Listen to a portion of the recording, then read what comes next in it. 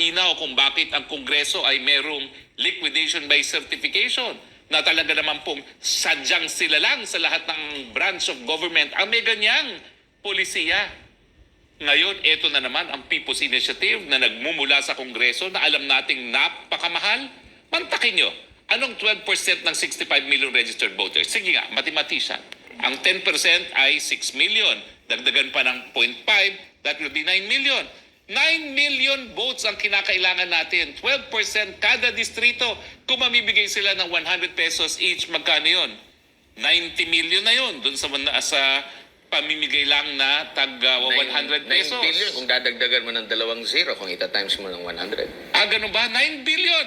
O saan na naman galing po yung 9 billion? Alam niyo ba kagabi? Prime time, nanonood ako ng balita, abay may advertisement na para sa charter change. Oo nga. Oo nga, ano ba yan? Sino nagbayad yan?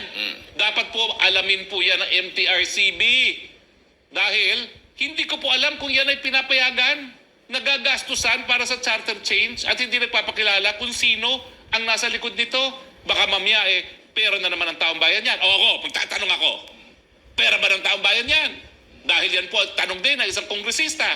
Bakit nyo gagamitan ng pera ng taong bayan para isulong ang inyong gahaman sa kapangyarihan? Mahiya kayo.